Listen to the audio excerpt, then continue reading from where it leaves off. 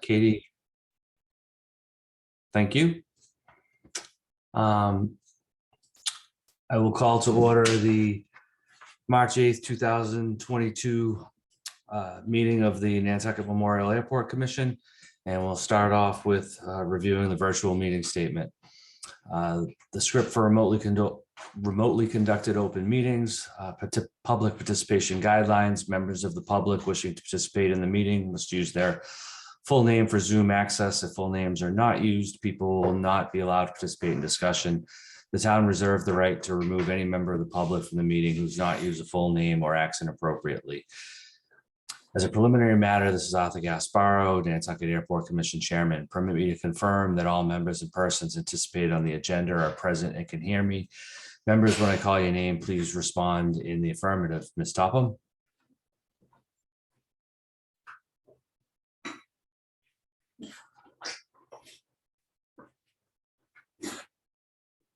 You're muted. You're still muted. We'll come back to Ms. Tom. Hopefully you can get your. Okay, I did it. Here we are. I'm here. Okay, thank you. Mr. Buscarin? Head to head. Mr. Buscarin? Here. Ms. Planzer? Here. Mr. Marks? Here. Staff, when I call your name, please respond in the affirmative. Mr. Rafter? Here. Mr. Carberg? Here. Ms. Perales? Here. Ms. Dakova Nelson? Here. Ms. Sansbury? Here. And Mr. Macarius, maybe joining us for the end of the meeting, I take it. And I see that we also have, we may be joined at some point by Mr. Mackey or Ms. Marshall of Anderson and Krieger, who will be with the commission for the executive session, which follows the open meeting. And I see that we also have Mr. Lasden. Here. Thank you. Good evening. This open meeting of the Nantucket Memorial Airport Commission is being conducted remotely pursuant to Chapter 20 of the Acts of 2021. Ensuring public access does not ensure public participation unless such participation is required by law. This meeting will feature public comment. For this meeting, Nantucket Memorial Airport Commission is convening by video conference via the Zoom app as posted on the town's website, identifying how the public may join. The meeting will be aired at a later time on the Town of Nantucket YouTube channel. Please note that this meeting is being recorded and all attendees are participating by video conference. Accordingly, please be aware that other folks may be able to see you and to take care not to screen share your computer. Anything you broadcast may be captured by the recording. All supporting materials that have been provided members of this body are available on town website unless otherwise noted. The public is encouraged to follow along using the posted agenda unless I note otherwise. We're now turning to the first item on the agenda. Before we do so, permit me to cover some ground rules for effective and clear conduct of our business and to ensure accurate meeting minutes. I'll introduce each speaker on the agenda. After they conclude their remarks, I'll go down the line of members, inviting each by name to provide any comment, questions, or motions. Please hold until your name is called. Further, please remember to mute your phone or computer when you're not speaking. Please remember to speak clearly in a way that helps generate accurate minutes. For any response, please wait until the chair yields the floor to you and state your name before speaking. If members wish to engage in a conversation with other members, please do so through the chair. Take care to identify yourself.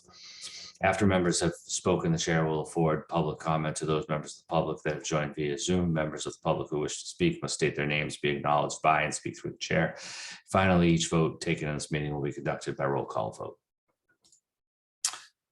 And as noted in the statement, the meeting is being both audio and video recorded. We'll now move on to item 2, which is to review and approve the agenda. Are there any questions, comments, or proposed changes to the published agenda? Hearing none, we'll consider that adopted by unanimous consent.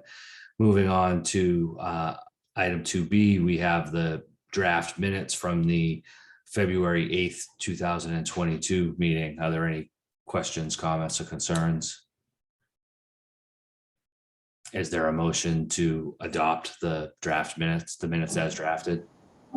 So moved. And is there a second? I'll second. Motion's been made and seconded. Ms. Planzer, how do you vote? Aye. Mr. Buscarin? Aye. Ms. Topham? I'm abstaining. I was not at that meeting totally. And Mr. Marks? Aye. Chair votes aye.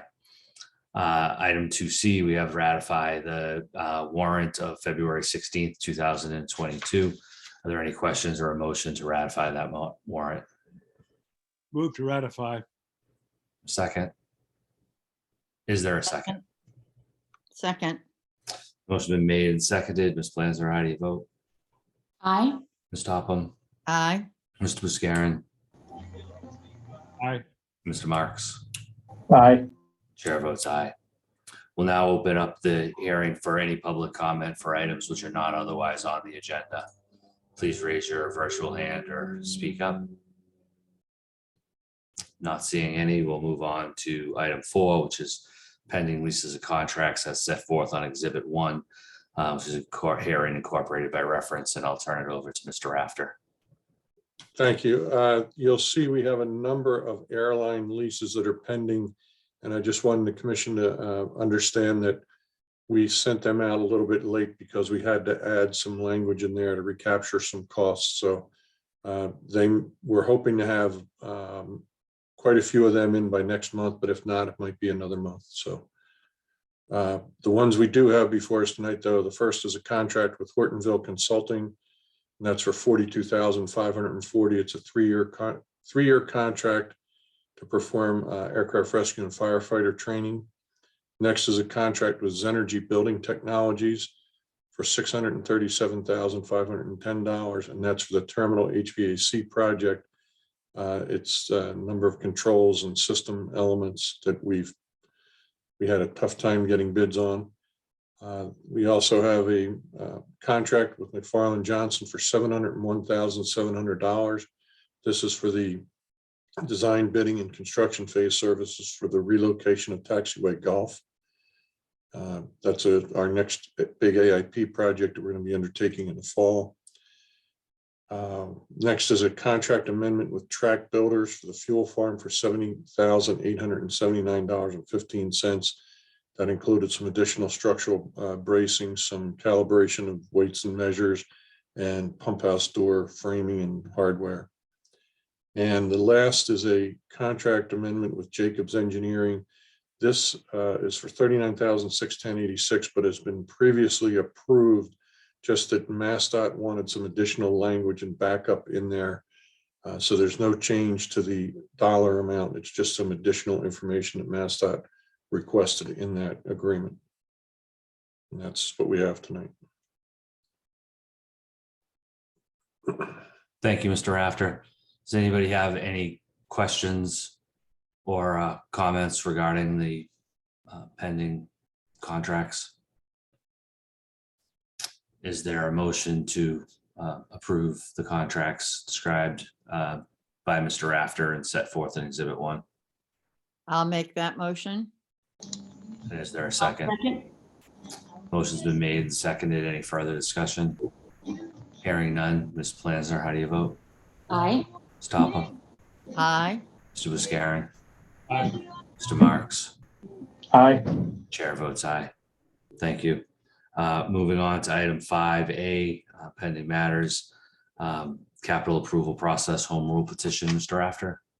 Yes, Noah reached out again to Senator Sears' office, and we got a response from the chief of staff, who has referred this matter over to the senator's legislative budget director.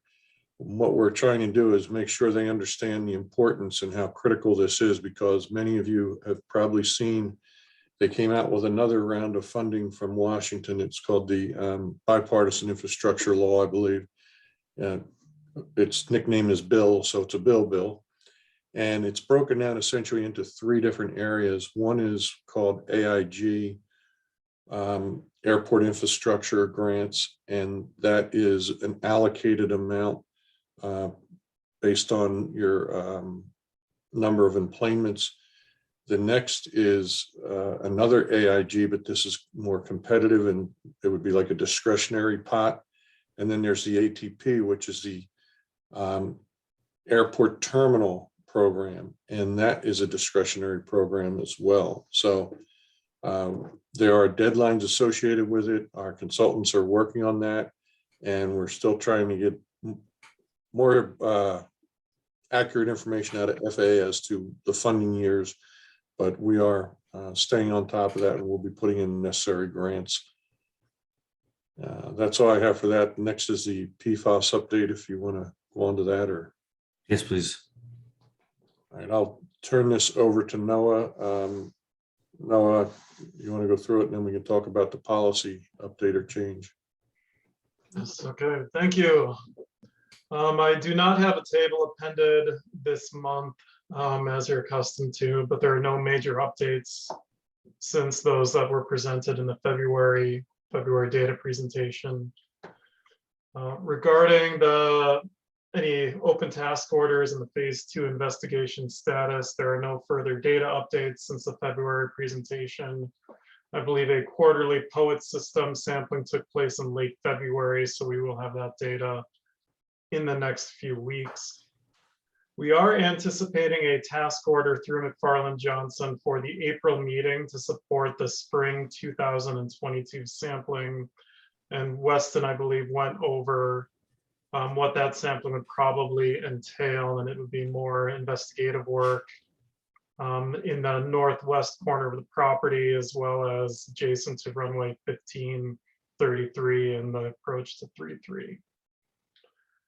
We are also working with McFarland Johnson to prepare a scope to decommission POET systems and dispose of the old resin media in an offsite landfill, decontaminate and repurpose the parts and pieces of these POET systems properly. These may end up on the same task order as the spring 2022 sampling. The issue there with the POET decommissioning is, even though it is not the POET media that attracts and collects the PFOS particles, is not regulated by the EPA as a hazardous waste. Future regulation is anticipated, so we are treating it as a hazardous waste. We will be identifying an appropriate carrier, shipping this off as manifested hazardous waste under a CERCLA type guideline. So this will not be maintained and disposed of locally. Will be going to a hazardous waste landfill. IRA status report number 11 was submitted to Mass DEP. I believe we've distributed copies to the commissioners as well, and we will upload it to the website ack-pfas.com within the next 24 to 48 hours. For the water service project, I believe that I've caught all updates, but I am still catching up on emails, so I do apologize in advance if I find that I missed an item. But we have 8 homes that are now connected to town water. There are a couple miscellaneous site restoration items that we have yet to accomplish. We're just putting back a few plantings and seeding in some loam when the weather warms up a little bit. But these are 8 homes that are off the books that we've now connected. So that's a milestone that we're proud of. But regarding the water main, the Skyline branch has been constructed, connected to Woodland, pressure tested and chlorine tested. And I believe that's all established information from the February meeting.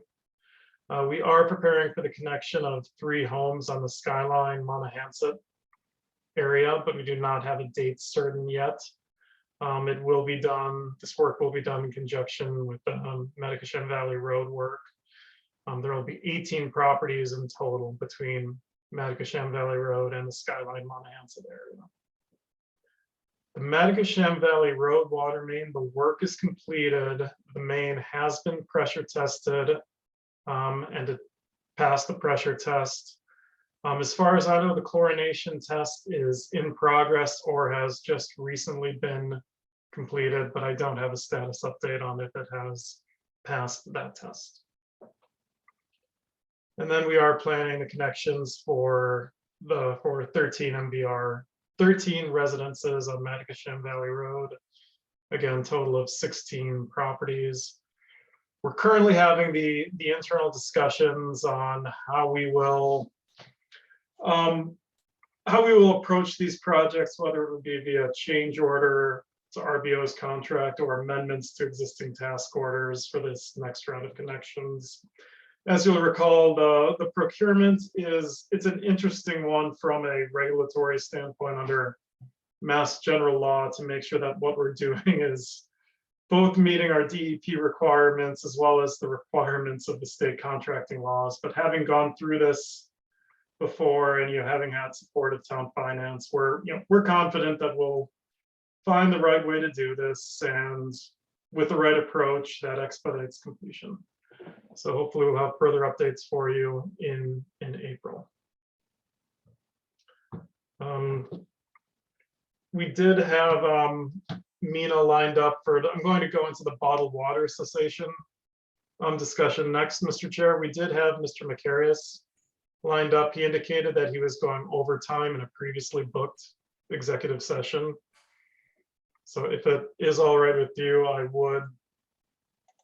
would suggest continuing as an informational item and we can see if he jumps in. Sure, unless you think it's, necessary. If you think we can, why don't you review it? And then if we have to, anyone has any concerns with it, we could always hold off and seek his counsel. Sure. Okay, so the major item that I have, and I've classified it under public communication, although it is also relevant to the phase 2 status, is the discontinuation of bottled water service to residents as we bring the water main or the water mains into commissioning. And this comes in 2 parts. And I'm asking for the commission's direction on both parts. So we have residents, 8 now, who we have connected to town water. They are actively using town water. And we have prepared the notice for discontinuing their bottled water service. My approach is that I don't see any reason why these letters couldn't be sent now that an alternate water source has been made available. It doesn't seem a very contentious issue, but it could possibly be so. So that would be one item that I'd bring to your attention. The other half of that is that we are ready also to address how we want to notify and discontinue bottled water service to residents in the Novadear Way and Evergreen area who have not received airport-sponsored water connections and have detectable PFOS, but less than 20 parts per trillion. We do have an existing policy that identified that we would undertake this process only once these residents lived in an area that had been served by town water, and town water was available with the new water main commissioning. We're now at this time to begin that consideration with the residents in the Novadear Way and Evergreen area. It is a commission policy at the commission discretion, and the cessation of bottled water, as we've been told by both staff at Mass DEP and from our licensed site professional firm, it can end up being a very contentious step when it's withdrawn from the public. So it's something to consider. Consider the steps very carefully as far as notification, timing, reasoning, and we certainly wouldn't want to go forward without the commission's review and input on this. Thank you. Mr. Buscarin? Well, we're talking about bottled water to people who are below the 20 parts per trillion. Is that what we're talking about, Noah? That is correct. And what was the basis on which we began bottled water with those people? What did we tell them? It was a Mass DEP requirement for the investigation that's provided out of an abundance of caution. We're at the later stage now in the investigation where we've shown that the risk pathway and the risk assessment is not of a concern that justifies the continued provision of bottled water as a MCP requirement. Do you have any recommendation with regard to how this might be handled? Not necessarily in absolute terms. I think there's a fairly wide range available to the commission. I think the important parts are to provide a written notice and a written rationale, provide advanced notification. The delivery cycle happens bi-weekly. By the time we account for certified mail delivery to residents who might be on vacation or might be seasonal, it seems reasonable to give some kind of period for these residents to receive the notification and take action on them, whether that would be initiating their own connections or picking up the delivery charge. In my mind, I think that would be, a minimum of 2 cycles of water delivery. So 4 weeks past receipt of the letter. It could certainly be longer, but I believe council would probably recommend that it's not permanent. It is a provision that does have to end. All these people could hook up to the Wannacomet water service, is that right? There was there on the line, they just choose to have their own wells. Yes, they could initiate the paperwork and the private contracting process. Do we have any financial assistance for them hooking up to the Wannacomet water? Is that part of this? No, we have and are taking care of the residents that are our responsibility under the MCP. For the residents who will not be receiving an airport water connection, there's nothing further that we can do other than, prolong the provision of bottled water. If we wanted to provide payments to them to hook up to Wannacomet water, that would be a diversion of airport money? My understanding is yes, but I would, of course, want council to review that statement. Why don't we, before we send out any letters, why don't we talk about maybe getting approval for hookups? If we could get the FAA to agree to that diversion, that might be the easiest way to ease into this situation.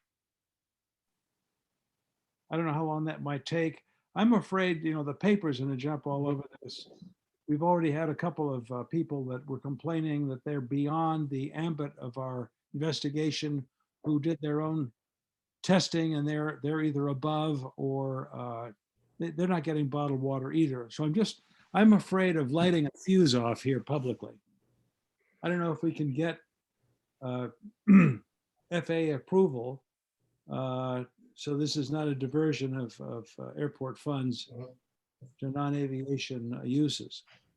So I wouldn't want to speculate too much, Tony, but the one item that I believe I can speak to with some knowledge is we would never get FAA approval necessarily. We're always sort of on the hook for a challenge to our revenue policy. There's no permission to be sought from FAA. I'm sure we could ask, but I think it'd be unlikely that we receive it. I think we would get their standard language. Well, airports, you have to review your revenue, your grant assurance provisions, and understand how these would and would not apply. Right. Well, what's it cost to hook them up to the Wannacomet water system? Roughly $10,000 to $20,000 per household. There's a wide range. How much is the bottled water costing us? Obviously, we're going to have to cut that out at some point.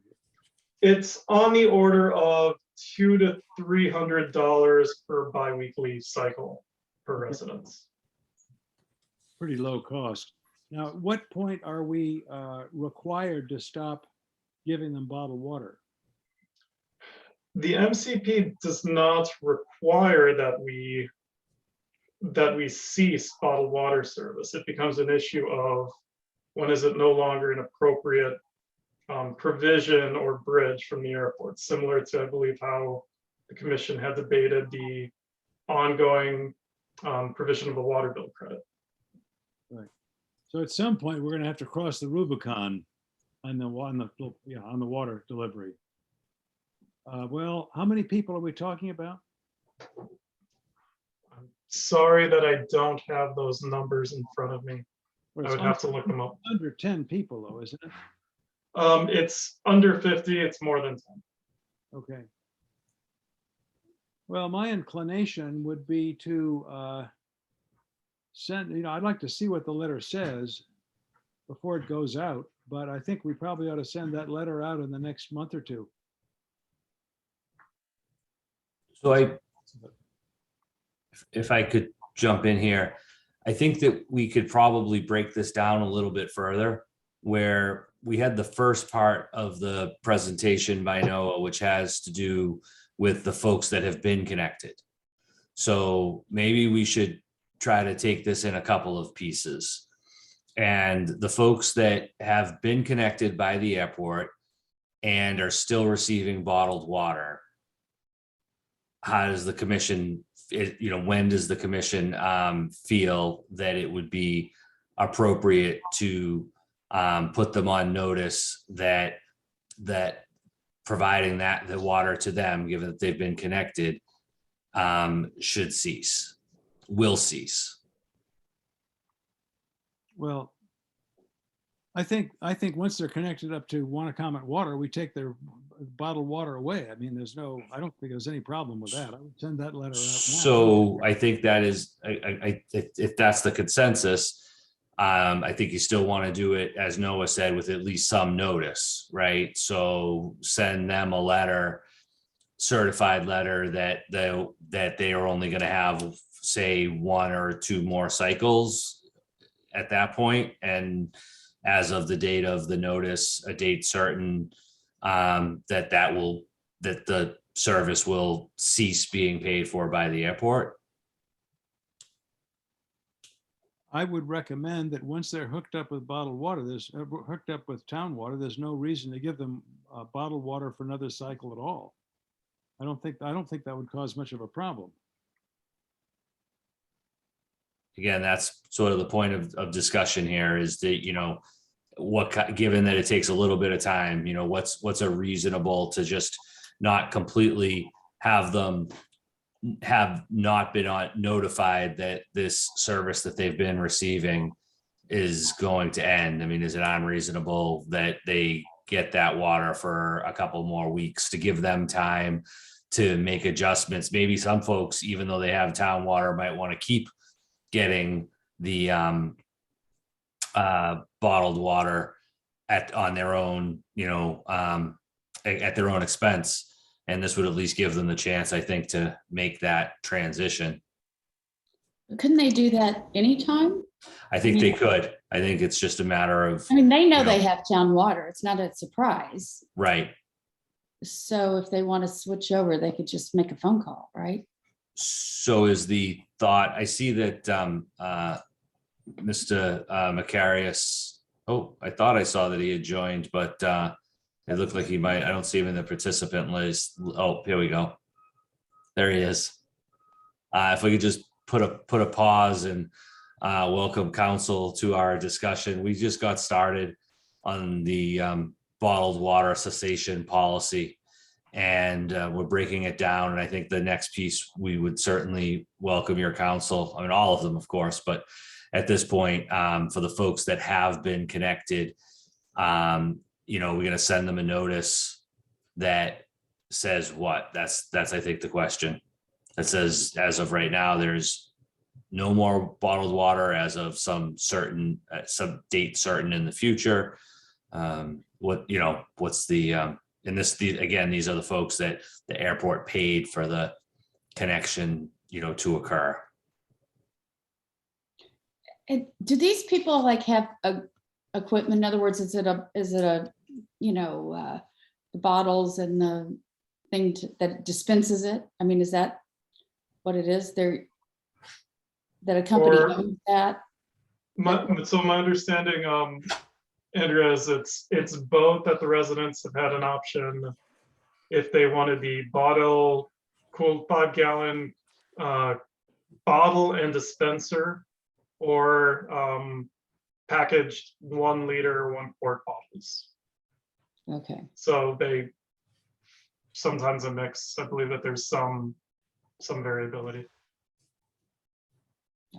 Yeah, my sense is that we send them a letter and tell them within the next 30 days that the bottled water is going to cease. I don't see any problem with that. I think that's reasonable. Right. I agree. So there's a consensus on 30 days from the notice. The airport will no longer provide bottled water. I agree. to the residents that were connected by the airport. Yeah.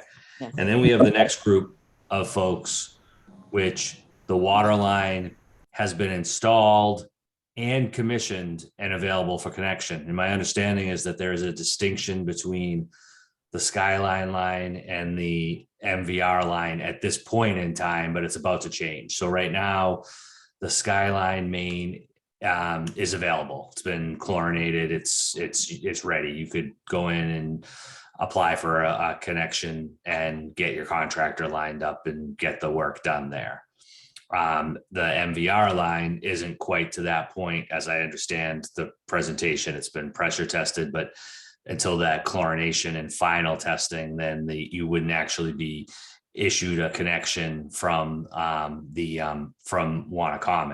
So it seems to me that we could break this down to two more groups, because the Skyline folks have the waters available. They could actually make a decision to do something right now, whereas the MVR, we could send a letter, but they actually couldn't connect yet.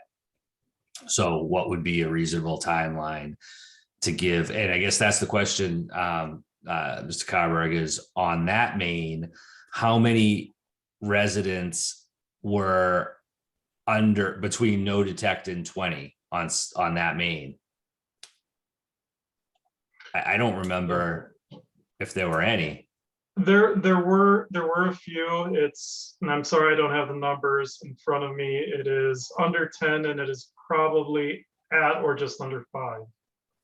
So to those folks, how long does the commission think that, they have to get a contractor lined up and a plumber lined up? So they need an excavator to run the trench and do that work.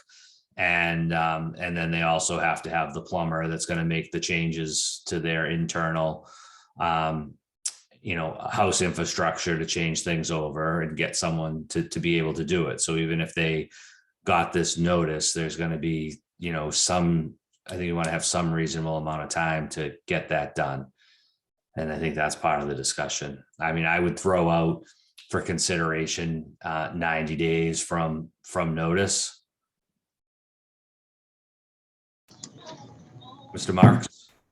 Yeah, I think 90 days is so these are people that we're not paying for, right?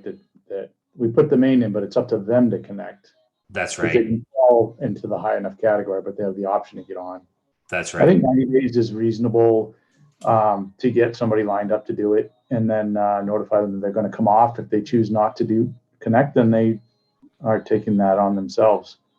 And if they come to us and said, hey, listen, I have the contractor lined up, but he can't do it for 120 days, whatever, 4 months because they're too busy, which you and I both know is maybe the case. But if they've made that effort and they have somebody lined up and they come with us for that we would extend that during that time, I think would be reasonable. I agree. Mr. Chairman, Yes, Ms. Tobin. there's also a cost factor in the people hooking up, getting their plumber, et cetera, and all of that they may not have the available cash. I mean, that's what I'm thinking as a homeowner. If it cost me $20,000, $30,000 or whatever, it would be very difficult to get it done right away. Agreed.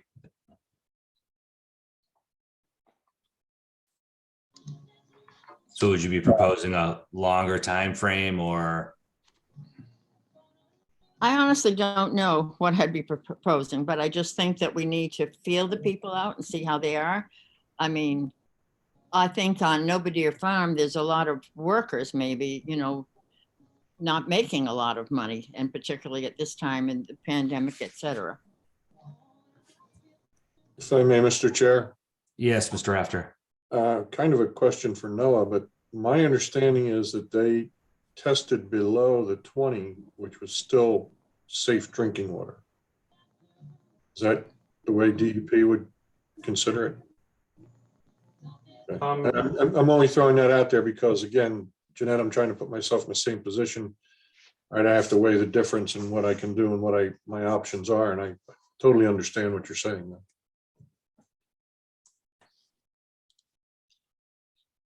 Tom, your understanding is correct. That DEP would say, according to our standards, this is water that is safe to drink.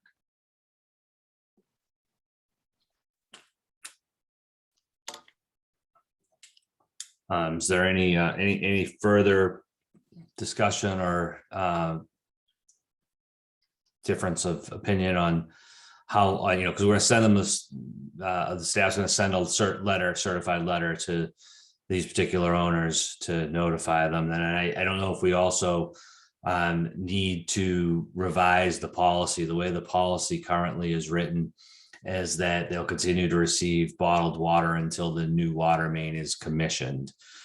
I don't know if the policy needs to be formally changed, or because we're now dealing with a finite number of residences and particular situations, we could simply handle that, these sort of three groups of people, three groups of owners, simply by motion and vote of the commission at this time. And I'll defer to Mina.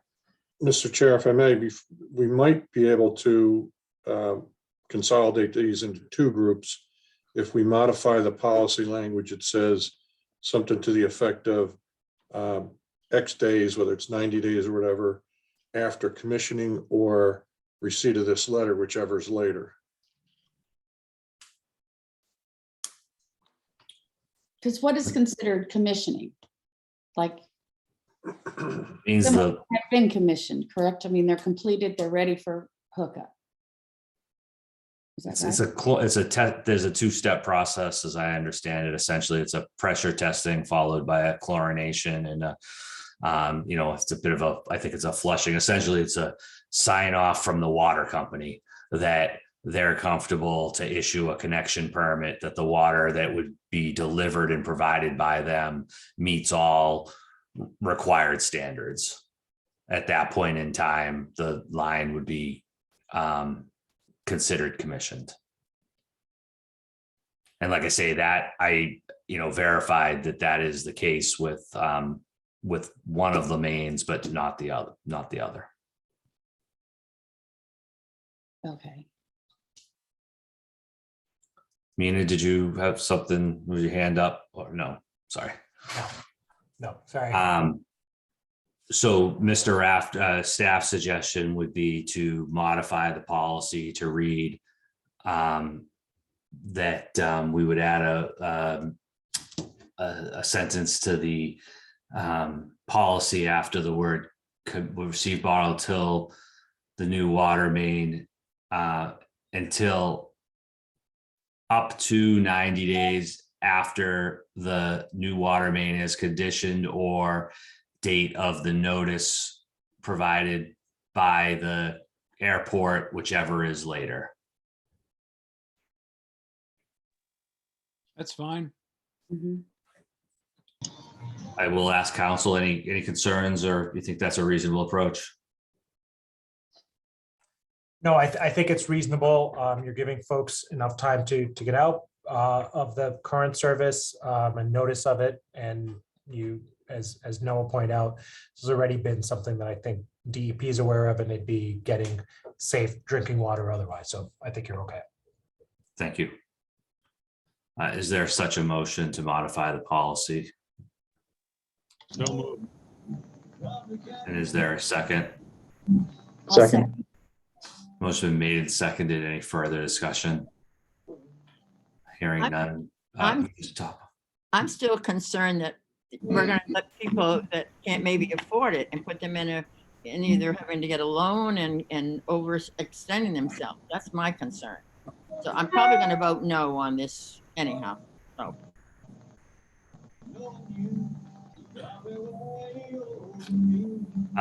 Any further comment? Discussion? Ms. Planzer, how do you vote? Aye. Ms. Topham? no. Mr. Buscarin? Aye. Mr. Marks? Aye. Chair votes aye. Thank you. Staff, do you have everything you need based on that to proceed? I do. Thank you for the direction, and that would conclude my report. Thank you.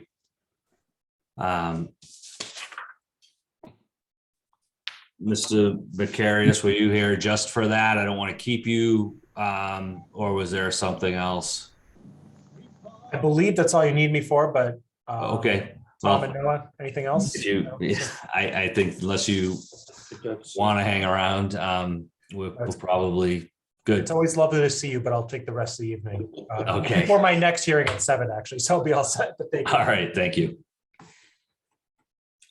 Moving on the agenda, we have item 6, which is the 2022 annual town meeting warrant articles. Just a reminder that is on May 2nd. And Mr. After. Yeah, so we have our standard warrant articles. Article 21 is enterprise operating budgets. Article 22 is our capital budget. And the chair and I had the opportunity to provide the FinCom with some additional information last night that the Capcom had actually given a negative recommendation on. That was on the housing and the berm. And the FinCom last night voted to support both of those, to move those forward. So that's good. There was some slip up in communication in terms of getting notification on meetings and information, but I think we've addressed that. We also have Article 23, which is enterprise budget transfers, and we'll be addressing that later in this meeting in detail.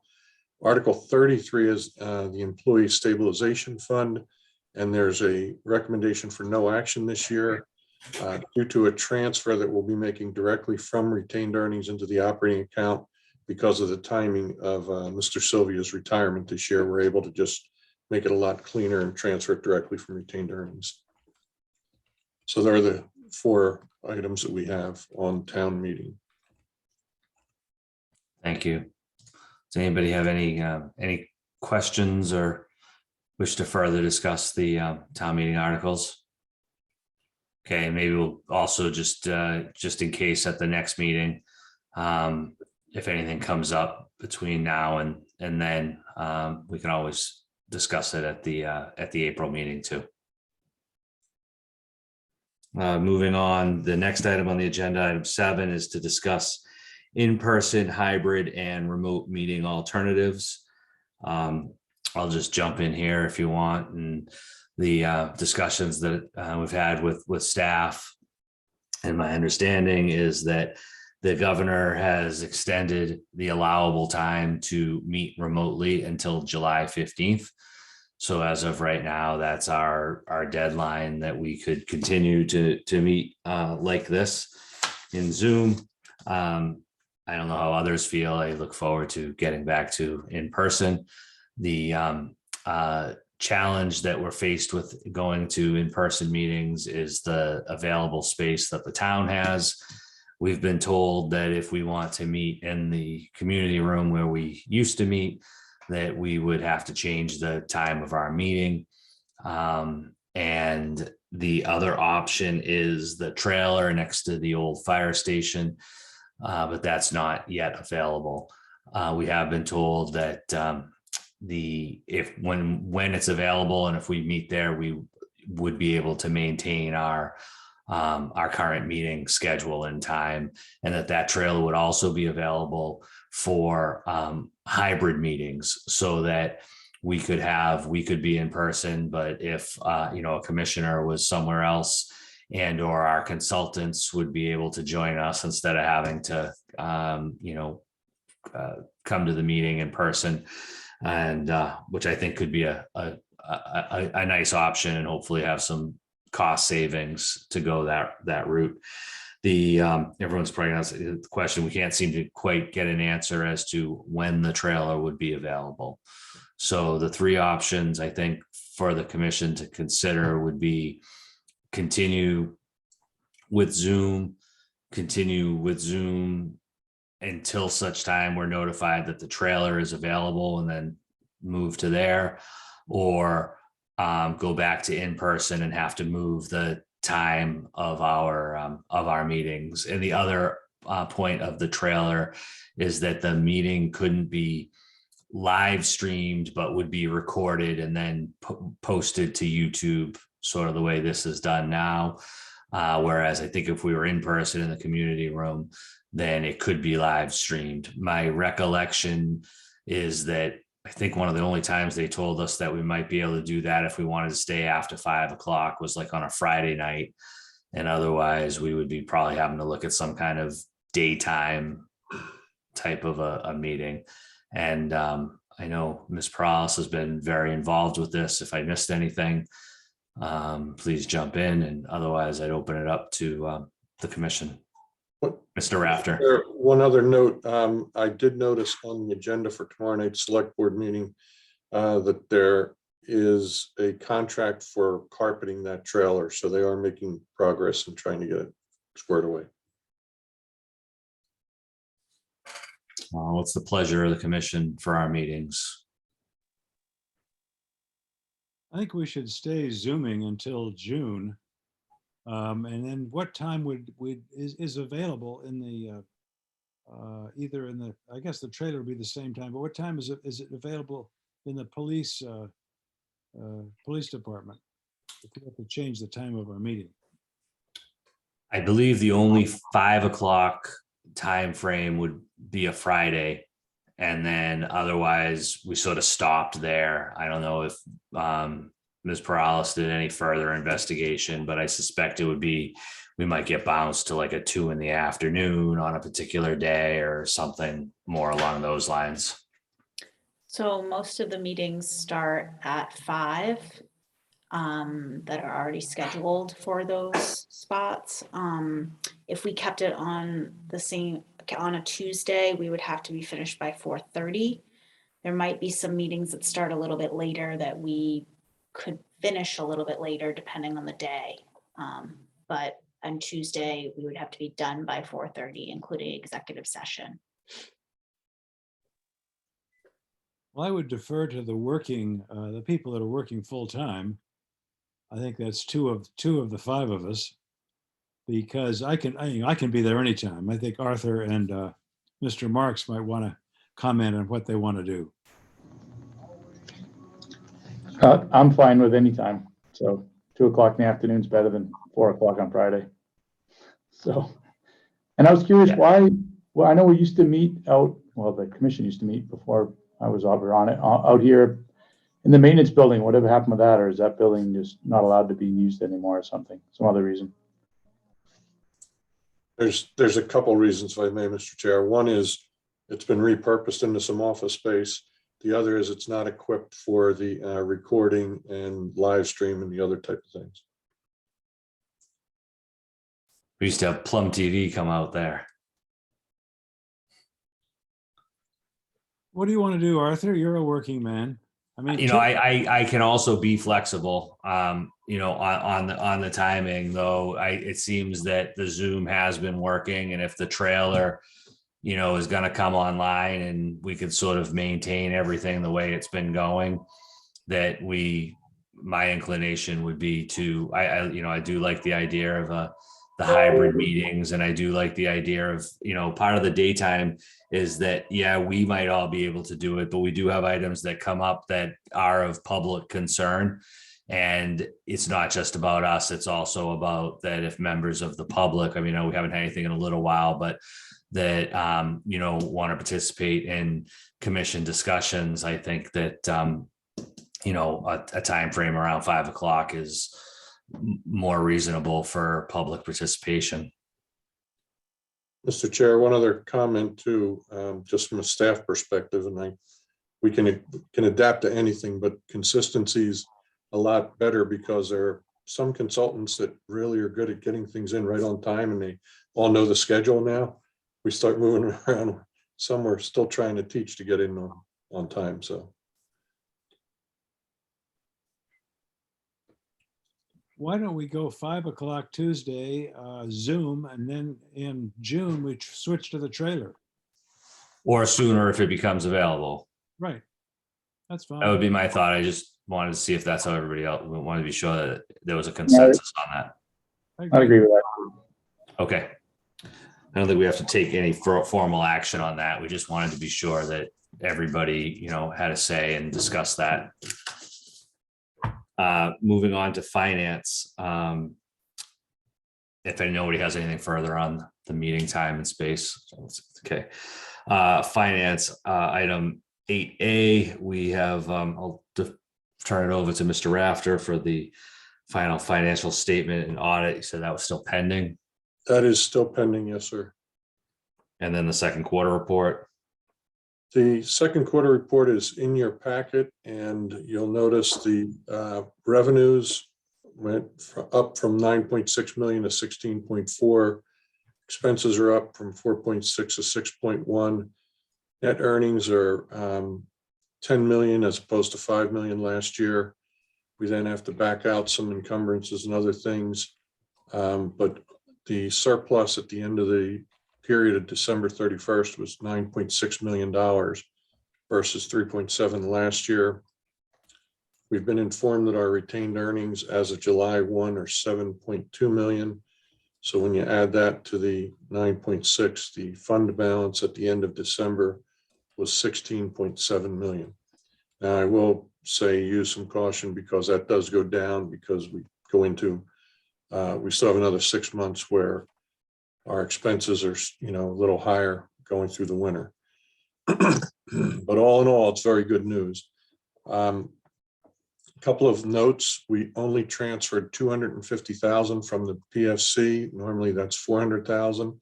And again, this is all related to the pandemic and, the resurgence in traffic and et cetera. The significant increases are attributed mainly to a couple of items. One is the airline landing fees. They went up about $495,000. The auto rental concession commissions are up about $362,000. And miscellaneous income is up about $263,000. That includes a grant for the baggage belt and some 2 insurance claims that we were reimbursed for legal, which is about $100,000 itself too. So they're the big income or revenue generators. Any questions on the quarterly update before I get into budget transfers? I can just say we've come a long way. I looked at some old notes and I remember having to give these reports when we were in a deficit of 1.2 and 1.3 million. So that's good news. Okay, to move on, Mr. Chair. Please. Okay. Next, we have budget transfers, and I'll ask you to please disregard the top portion where it had prior year appropriations. There were some conversations today with the finance department, and they are going to be addressed at a later date. So we'd like to focus on the transfers we're going to be making, where we're proposing to make from retained earnings. And it's to cover a number of capital projects. You'll see in your packet is a chart that shows our debt schedule. And I will say this is all attributed to Jamie. She has done an excellent job of reducing our annual debt payments since 2015 to the current year by about almost $500,000. So that's what we try to do when we have the retained earnings. She applies it to these projects. So the first is transferring 1.15 million for the fuel farm rehabilitation. The next is $3 million for costs associated with the ground soil investigation, Pfos. Next is $230,000 to close out the security upgrade project. And we have a $500,000 associated with our HVAC project, $154,000 costs associated with the purchase of the second bus and replacement of some the turnout gear, the PFAS-free turnout gear. We then have $315,000 associated with various maintenance equipment vehicles that we have programmed in our capital projects. The next is a proposal to transfer $500,000 into the repayment fund to the town. And that would be essentially an effort to reduce the number of years that we'd have to repay the town. We also have another $500,000 to transfer into the operating budget to cover unforeseen expenses for the remainder of the year. And then the last is, I mentioned a little bit earlier, a transfer of $100,000 directly from retained earnings into operating, as opposed to filtering it through the stability fund. It's much cleaner this way, in the way Finance Department recommended it. So they're the proposed transfers from retained earnings, and that's for your consideration. I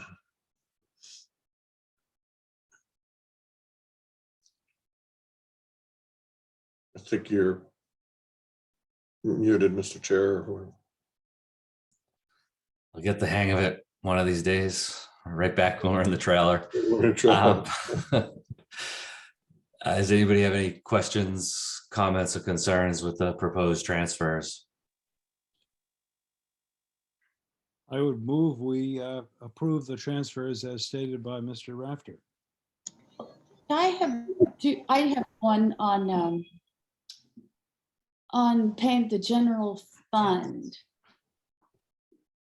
Like, hang on to that for all of these capital projects too, rather than repaying early. Yeah, the good news is there's no interest on that. But again, it's, if we do pay it off, the earlier we pay it off, the quicker we get more directly into our operating account. Because we have a line of 235,000 each year right now. And give me 1 second, I'll see what.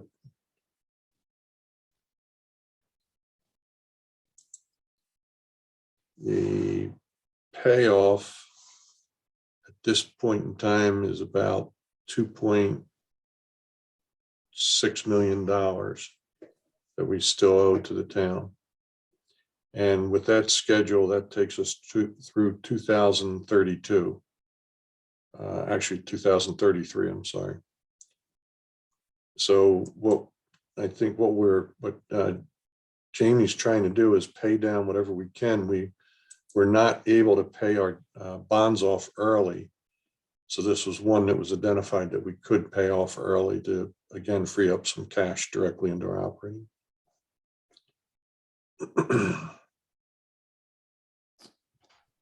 Commissioners, thoughts? I think we should pay off debt as quickly as we possibly can. Except at zero interest. I think that it's a balance. I could see doing it, maybe this year, given everything, or not. The situation is that we may not have to borrow as much for a different project in the near term, capital project in the near term, if we had those funds then available to use, if I'm understanding. It's also, I think, a question of, it is being recommended by our business manager from a business perspective, and then from a overall more policy type of a level, how does the commission feel about it? I think we should pay everything we can pay off now. I think Jamie has made provision, as we've just seen the detail on it. I think she looks at this every day, all day long, all week long.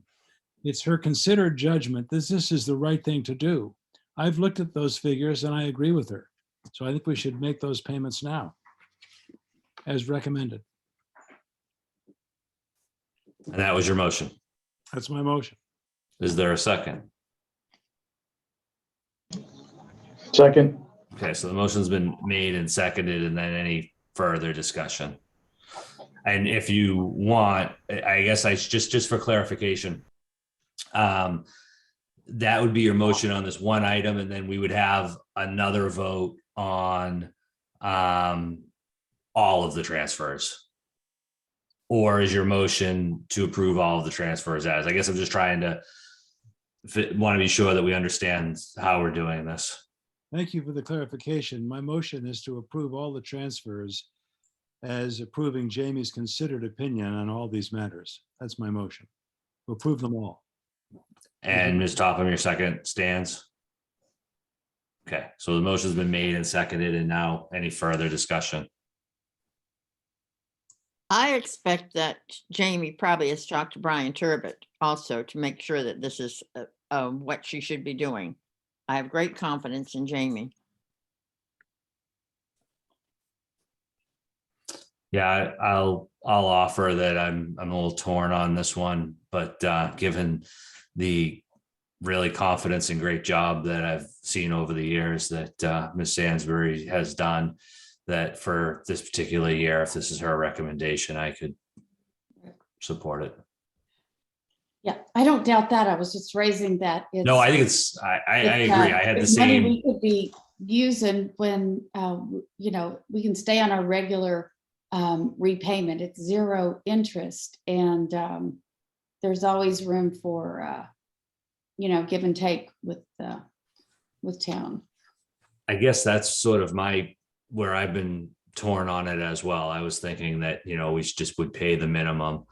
And I do, and I would say through Mr. Rafter, I certainly don't want to put Ms. Sansbury on the spot, but my question for general discussion would be, was there also the consideration that we could not pay more on the basis that it would be funds that we might otherwise have available for some of these, upcoming capital projects? And I'll ask Jamie to clarify this, but my understanding, that's what the number of these did, was fund the upcoming capital projects. It also then, if we do the $500,000 transfer, would leave about $800,000 in retained earnings. And based on what you saw earlier in the quarterly report, we're looking that we could have a very favorable retained earnings for this year as well. So does it matter where that money goes if we're trying to get it off? In other words, instead of paying the general fund, if we put more money towards something else?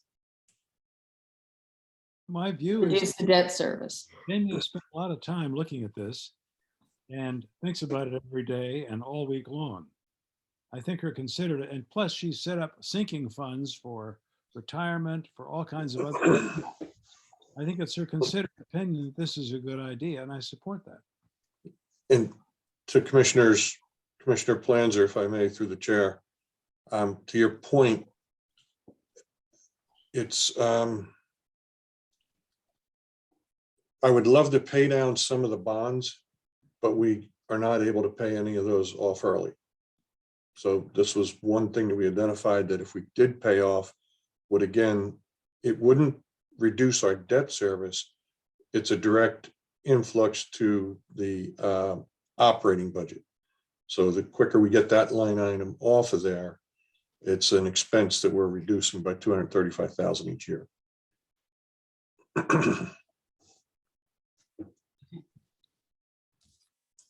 So we have a motion on the table and a second.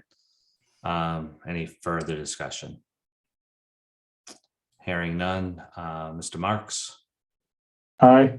Mr. Buscarin, Aye. Ms. Topham, Aye. Ms. Planzer, Aye. and the chair votes aye. Thank you. I appreciate the discussion. I have the same point, but I also think that Mr. Buscarin's points are very well taken in terms of that. If Ms. Sansbury is, really in these trenches, we appreciate her opinion. Want to give her a vote of confidence as well, I hope. Thank you. Thanks. So we're moving on to the manager's report. Okay, briefly, the project update, Taxiway Echo. We had a pre-construction meeting yesterday. The contractor will be back out to mobilize towards the end of this month. And this is the final phase of this project, so that's good news. Security phase 2, tying up some loose ends. And there's one more door to be installed later this month, and then we'll be closing that project out. The fuel farm rehabilitation commissioning of the fuel system is scheduled for March 22nd. And the fire suppression system is commissioning scheduled for March 30th. So we're hoping that in early April, we'll have the new farm up and operating back in business. Runway 1230 decommissioning, we're working again with the contractor on Taxiway Echo. and his subcontractor will be out here early April to begin that work. The crew quarters, as we discussed earlier, FinCom is supporting that motion, and we're working to engage an OPM and begin development of an RFQ for an architect. On the hangar development side of things, Hagedorn Aviation construction has begun. Hangar doors on site. The building's due to arrive shortly, and they're working through some issues with a electrical primary that was uncovered. I believe they're going to move some foundation footings around to accommodate that. Mr. Turner has indicated that he is not going to be pursuing his project at this time due to the current economic conditions. So we're hoping that he can get some interest back later. And the terminal optimization project, the charrette has been rescheduled for March 31st. On the RFP and bids, working again with MJ on the security system RFP for a maintenance program on that. An RFQ for the OPM for terminal optimization, we selected CHA, and it's being contracts being reviewed by them. The HVAC was approved earlier. Thank you. The OPM for the project, for the housing project, we've requested a fee proposal from them. The hold room concession, the RFP was available, and the proposals came in yesterday. We got 2 proposals and they're under review. On-call electrical IFB is being developed, as well as the HVAC geothermal IFB. And we're working with legal to finalize and wrap up the Delta Fields agreement, the new agreement for that with new rates. On the operational side of the house, we continue to work with the town on the LEO staffing item, and we'll be talking about that later. And one other note, please be patient with us. The maintenance department they're going to be very short-staffed here soon. We have some people out on medical. We have some people who have resigned. So please bear with us on that. And on the personnel items, we advertised for an ops superintendent with no success. We're going to be advertising wider for that. We have interviews this week for the building tech systems. Our mechanic, Mr. Backus, has given his notice, so we're going to have an opening for a mechanic. And Mr. Sylvia has provided his notice of retirement in June, so we're currently advertising for the airport security coordinator as well. And the statistics are included in your packet. I don't think there's any major, nothing significant, I would say. Southern Air, though, continues to hold their own. They're doing pretty good. Flew 58 passengers to New Bedford, so they're making it through the winter. And that's basically a conclusion of my report, unless you want me to go into details on the statistics. The fuel is down. It's down 34%, but this time of year percentage is all relative. And the avgas is up for January. So that concludes my report. Thank you, Mr. Rafter. Anybody have any questions, comments? My one comment would be simply on ops, January to January, year to date. Year to date was up 20%. So, Yep. Okay, we'll move on to commissioner comments. Any comments for items that were not otherwise on the agenda? Ms. Topham. Don't we have to vote for the request for the last thing on Mr. Rafters, for him to be traveling or somebody to be traveling? Or have we already done that? Did I miss it? Last item on my, well, I don't think I have a travel request. didn't see a travel request on this one, Ms. Topham.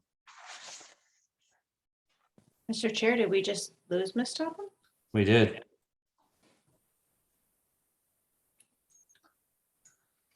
She got us all worried and then disappeared. All right, well, hopefully she'll be back. I don't think we have a travel request. I think that was last month, right? Yeah, it was. Yeah. Maybe she just had another packet. And back to commissioners' comments for items not otherwise on the agenda. All right, hearing none, I would entertain a motion to go into executive session per general law, chapter 30A, section 21A, to review the executive session minutes enumerated on the agenda for possible release, and the minutes of to February 8th, 2022 for review and possible release. Item B, clause 3, discuss strategy with respect to collective bargaining where the chair has determined an open meeting may have a detrimental effect on the bargaining position of the airport commission. Clause 3, discuss strategy with respect to litigation regarding Walsh where the chair has determined an open session may have a detrimental effect on the litigating position of the airport commission. And clause 4, discuss deployment, security personnel, devices, or strategies with respect thereto. Is there such a motion not to return to open session? So move. Is there a second? Second. Okay, Ms. Planzer, how do you vote? Aye. Mr. Buscarin, Aye. Mr. Marks, Aye. the chair votes aye. Thank you.